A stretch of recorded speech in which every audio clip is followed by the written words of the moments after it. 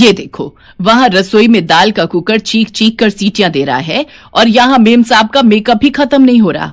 ओहो सासू माँ, कुकर की सीटी सुन ली थी तो गैस बंद ही कर देती। देखिए, आपकी वजह से मेरा ध्यान हट गया और मेरी लिपस्टिक खराब हो गई। ओ हो। बोल तो ऐसे रही है जैसे पता नहीं कितना बड़ा काम खराब हो गया हो। वैसे महारानी जी, जरा ये तो बताइए कि इस वक्त इतना सज धज कर कहाँ जाना है आपको? कहीं नहीं जाना है, लेकिन घर पर रहने का ये मतलब तो नहीं कि मैं मेकअप नहीं कर सकती। ना ना, ये तो सबसे जरूरी काम है। फिर चाहे मैं भूखी क्यों ना मर जाऊं, क्या फर्क पड़ता है? तू अपनी लिपस्टिक लगा ले पहले। ओफो सासू माँ, कितनी किचकिच करती हैं आप। लीजिए, छोड़ दिया मैंने, अब बताइए क्या करना है। वाह, अब ये भी मैं ही बताऊं? अरे जाकर कुकर खोलकर देख, उसमें दाल बची भी है या भाप बनकर उड़ गई सारी। केसरी और रवीना हर तरह से सास बहू थी, रिश्ते में भी और एक दूसरे के साथ व्यवहार में भी। दोनों के बीच हर छोटी बड़ी बात को लेकर बहस हो ही जाया करती थी, लेकिन एक शौक ऐसा था जो उन दोनों को बिल्कुल एक बराबर था। अच्छा हुआ चली गई। अच्छा मौका है, देखती हूँ इस बार क्या नया सामान लेकर आई है मेकअप का। अरे यही लिपस्टिक तो लगा रही थी अभी। रंग तो बहुत अच्छा है और देखने में महंगी भी लग रही है, जरा देखूं तो।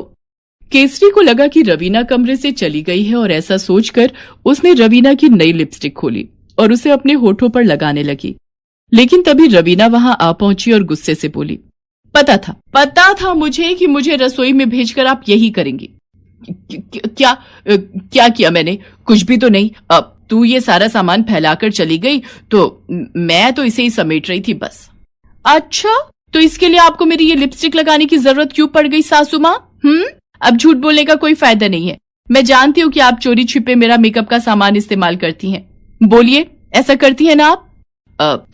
हाँ तो और क्या करूं मैं? मेरे बेटे की सारी तनख्वाह तो तू ही उड़ा देती है। देखा मैंने, कितनी महंगी महंगी चीजें लेकर आई है तू। अब मैं भी अगर तेरी तरह खर्चा करने लगूं तो फिर तो हो गया बंटाधार।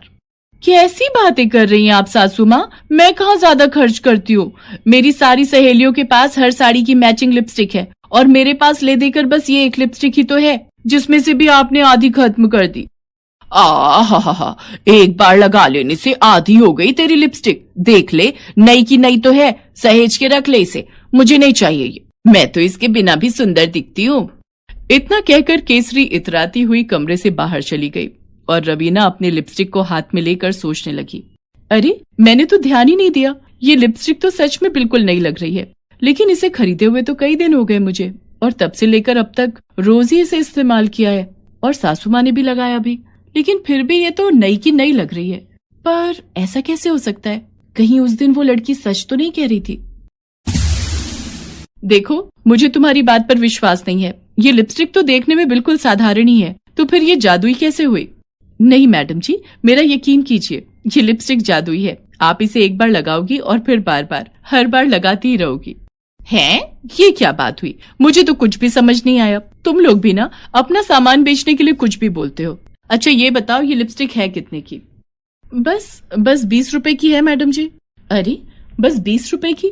ये तो बहुत सस्ती है, लेकिन देखने में तो काफी महंगी लगती है और रंग भी अच्छा है। और क्या पता इसमें सच में कोई जादू भी हो।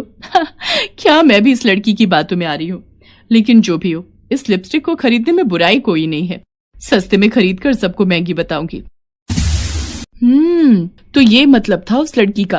अरे वाह, ये तो कमाल ही हो गया। ये लिपस्टिक तो सच में जादुई है, कितना भी इस्तेमाल करो कभी खत्म ही नहीं होगी। लेकिन बस इतने से काम नहीं चलेगा, इस लिपस्टिक का और फायदा तो उठाना ही चाहिए।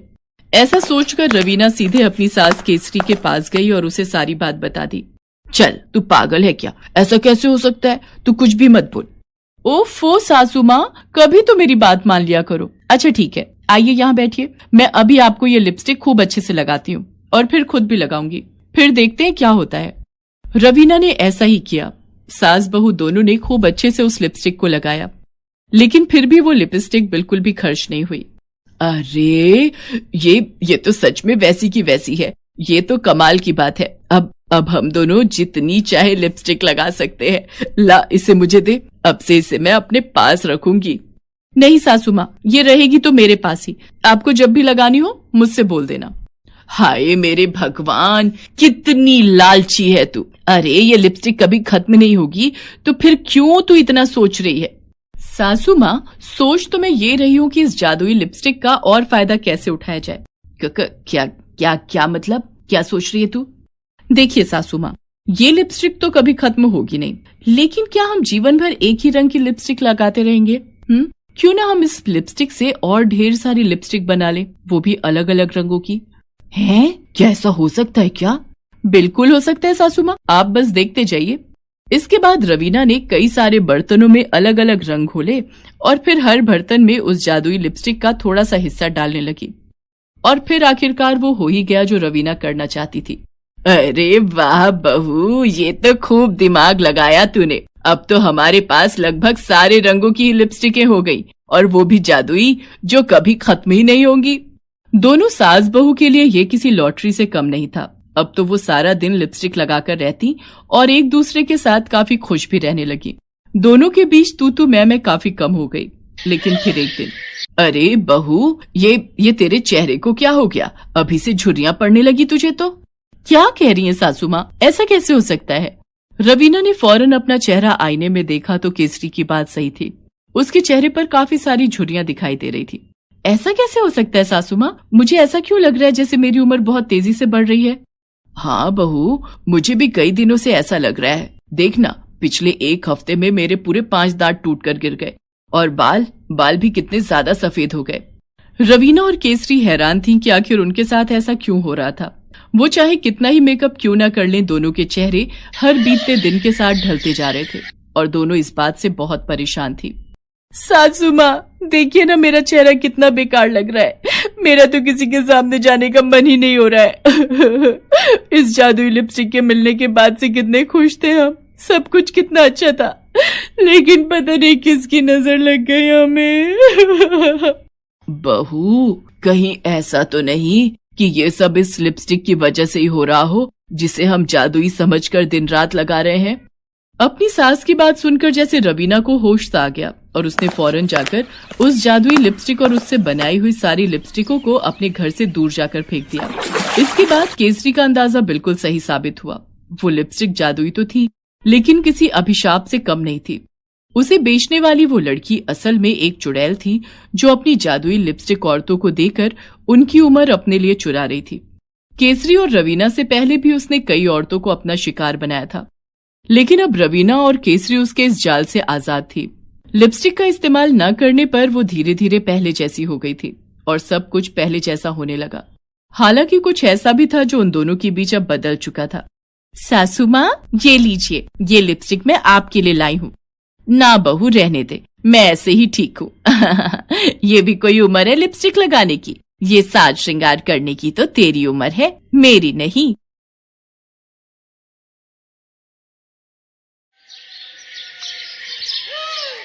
चांदनी का पति उमेश अंडे बेचने का व्यापार करता था। उसके पास काफी मुर्गियां थी जो ताजे और बढ़िया अंडे देती थी। उमेश की दुकान पर अंडे खरीदने वालों की भीड़ लगी रहती थी। उमेश की अंडों की दुकान के सामने ही शेखर की भी अंडों की दुकान थी, पर शेखर अंडे बाजार से खरीद कर बेचता था, इसलिए लोगों को उमेश की दुकान के ही अंडे पसंद आते थे।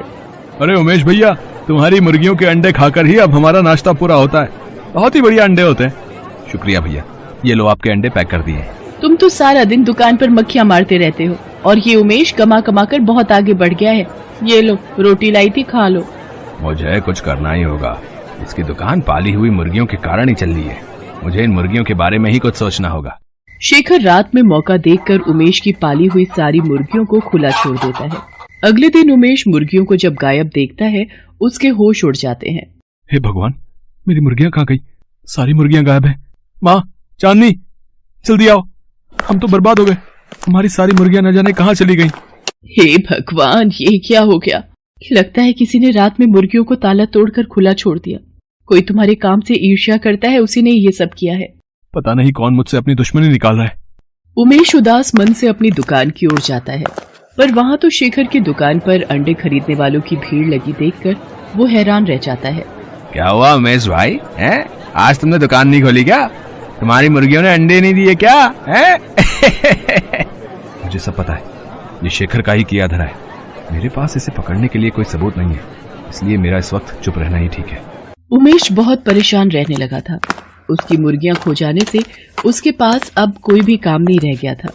शेखर दिन पर दिन अपनी दुकान पर अंडे बेचकर पैसे कमा रहा था। उमेश को इस तरह मायूस देखकर चांदनी और उसकी सास बहुत दुखी थी। एक दिन चांदनी ने अपनी सास सुधा से कहा, माँ जी, मेरी ये सोने की अंगूठी रखी है, चलिए हम इन्हें बेचकर कुछ नई मुर्गियां खरीद लाते हैं और इनको दे देंगे। जब तक मुर्गियां नहीं होंगी तब तक काम शुरू नहीं हो सकता। तुम जैसी बहू जिस घर में हो वो घर स्वर्ग से कम नहीं है। ठीक है बहू, हम मुर्गियां खरीदने चलते हैं। अरे माँ जी, आज तो बाजार ही नहीं लगा। पता किया है अब 1 हफ्ते बाद ही बाजार लगेगा। अब क्या करें? अब 1 हफ्ते तक उमेश खाली कैसे बैठेगा? क्या करे माँ जी, अब 1 हफ्ते का इंतजार तो करना ही पड़ेगा।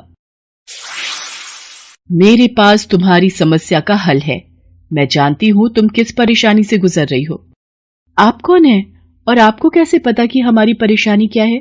मैं एक जादूगरनी हूं और मैं दुखी लोगों की सहायता करती हूं। अच्छा, तो फिर आप हमें हमारी परेशानी का हल बता दीजिए जादूगरनी जी। लगता है तुम दोनों सास बहू में बहुत प्रेम है और ऐसे रिश्तों को देखकर मुझे बड़ी खुशी मिलती है। मैं जानती हूं तुम यहाँ मुर्गियां खरीदने आई थी और बाजार बंद देखकर यहाँ से वापस लौट रही थी। मैं तुम्हें ऐसे बीज दूंगी जिसकी सहायता से तुम अंडे की खेती कर सकती हो और उसके लिए तुम्हें मुर्गियों की भी जरूरत नहीं पड़ेगी। क्या? अंडे की खेती? पर वो कैसे हो सकती है? ऐसे कौन से बीज हैं जिनसे अंडे पैदा हो सकते हैं? ये रहे वो बीज, इन्हें अपने घर के आंगन में डाल देना और फिर ये बीज अपना जादू दिखाना शुरू कर देंगे। पर ध्यान रहे, एक दिन में 5 बीज ही तुम्हें जमीन पर डालने हैं, वरना अनर्थ हो जाएगा। आप चिंता मत करो, हम इस बात का ध्यान रखेंगे। घर जाकर चांदनी और उसकी सास सारी बात उमेश को बताती हैं और जादूगरनी के दिए बीजों को अपने घर के बाहर बने आंगन की मिट्टी में डाल देती हैं। माँ, चांदनी, तुमने कभी सुना है कि अंडों की भी खेती हो सकती है? तुमने उस जादूगरनी पर कैसे विश्वास कर लिया? इन बीजों में कितना जादू है, अब ये तो कल ही पता चलेगा। अगले दिन उमेश जब सोकर उठता है तो वो हैरान रह जाता है। ये तो सचमुच हमारे घर के आंगन में अंडों की खेती हो गई है। पेड़ों पर अंडे उगाए हैं। मैंने तुम्हें कहा था ना कि ये बहुत चमत्कारी बीज हैं। रोजाना के 5 बीज डालने से अगले दिन 500 अंडे उगाएंगे। हाँ, ये तो सचमुच जादू हो गया। अब हम घर के आंगन में ही अंडों की खेती कर सकते हैं। उमेश बेटा, अब तुम्हें घबराने की कोई जरूरत नहीं है। हमारे घर के आंगन में अंडों की खेती होगी और फिर तुम उन अंडों को अपनी दुकान पर बेच दिया करना। ऐसे तुम्हारा काम फिर से चल पड़ेगा। तुम सही कह रही हो माँ, अब मैं फिर से अपनी दुकान पर अंडे बेच सकता हूँ और ये सब आप दोनों के कारण ही संभव हो पाया है। चांदनी और उसकी सास रोजाना घर के आंगन में बीज डाल देती और अगले दिन 500 अंडे घर के आंगन में उगाते। धीरे धीरे फिर से उमेश का काम चल पड़ा। अब तो उमेश अपनी दुकान के अलावा बाहर की दुकानों पर भी अंडे की सप्लाई करने लगा। उमेश का काम फिर से अच्छा चलते देख शेखर ईर्ष्या से भर गया। जब उसे सच्चाई पता चली तो वो अपनी पत्नी से बोला, तुम्हें किसी भी तरह उमेश के घर जाना है और वो जादुई बीज चुरा कर लाने, समझी ना, ताकि हम उन जादुई बीजों से अंडे की खेती कर सकें। तुम चिंता मत करो, मैं चाय पीने के बहाने जाऊंगी और मुट्ठी भरकर बीज चुरा लाऊंगी, फिर तुम भी रोजाना अंडे की खेती करना।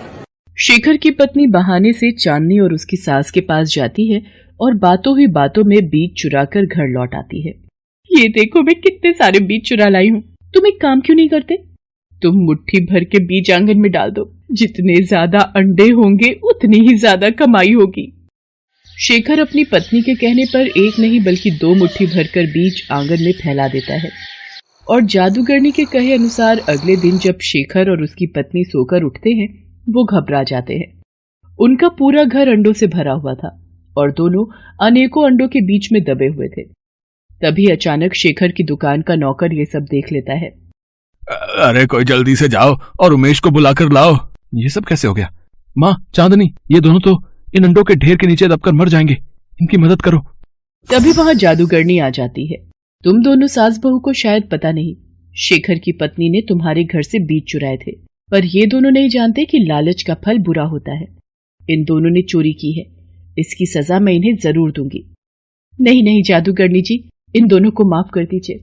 हमें इनसे कोई बैर नहीं, ये हमारे पड़ोसी हैं, इसलिए हम इनका बुरा होते नहीं देख सकते। हाँ जादूगरनी जी, इन दोनों को छोड़ दीजिए। उमेश, मुझे माफ कर दे। मैंने ही तेरी सारी मुर्गियां छोड़ दी थी ताकि तू बर्बाद हो जाए, पर आज तुम सब हमारी जान बचाने के लिए खड़े हो। आज तो मैं तुम दोनों को छोड़ रही हूँ, लेकिन अगर दोबारा तुमने जीवन में लालच किया या किसी को नुकसान पहुंचाने की कोशिश की तो मैं तुम दोनों को बिल्ली बना दूंगी और अपने पास कैद करके रखूंगी। शेखर को अपनी भूल का पछतावा होता है।